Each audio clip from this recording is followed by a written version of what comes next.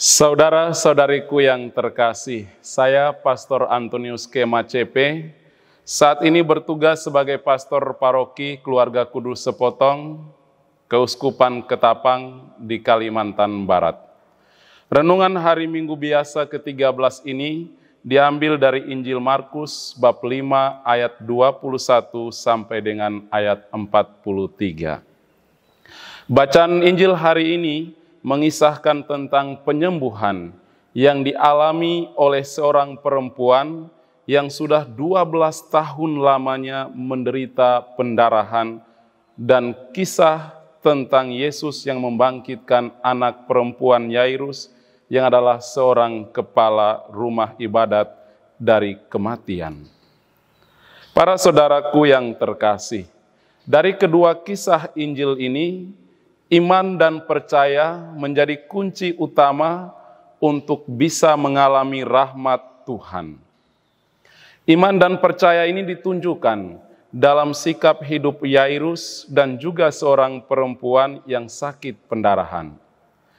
Mereka datang dan tersungkur di hadapan Yesus.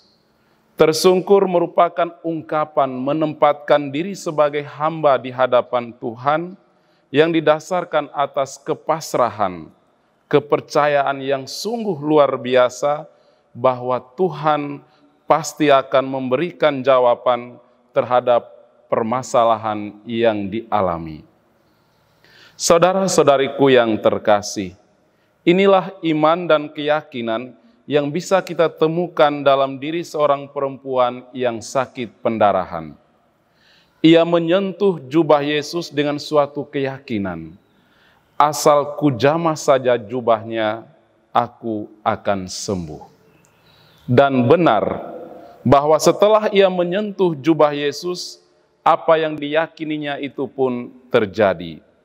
Seketika itu juga berhentilah pendarahannya dan ia merasakan suatu kesembuhan sebagaimana yang ia harapkan.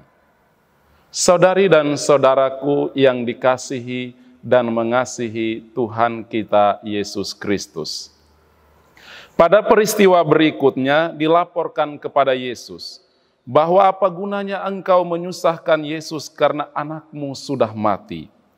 Tetapi Yesus justru berkata kepada Yairus, "Jangan takut, percaya saja."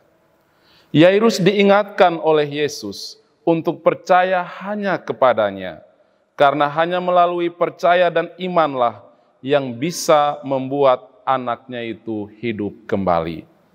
Dan sungguh, ketika Tuhan Yesus sampai di rumah Yairus, Yesus pun membangkitkan anaknya yang sudah mati. Akhir dari kisah ini adalah kekaguman orang-orang pada Yesus. Mereka takjub atas apa yang dilakukan oleh Yesus. Yesus tidak hanya berkuasa untuk mengusir setan, tidak hanya berkuasa untuk menyembuhkan orang sakit, tidak hanya berkuasa untuk meredakan angin ribut, tetapi Yesus juga berkuasa membangkitkan orang mati.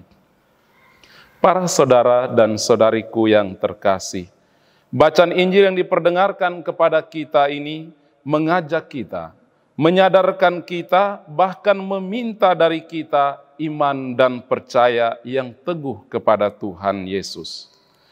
Apapun persoalan hidup kita, seberat dan sebesar apapun persoalan dan permasalahan hidup kita, kalau kita sungguh percaya kepada Tuhan, maka semuanya itu akan teratasi oleh karena rahmat Tuhan. Tuhan berkuasa memberikan jawaban atas setiap persoalan hidup kita manusia. Yang diminta dari kita adalah beriman dan percaya kepadanya. Tuhan memberkati.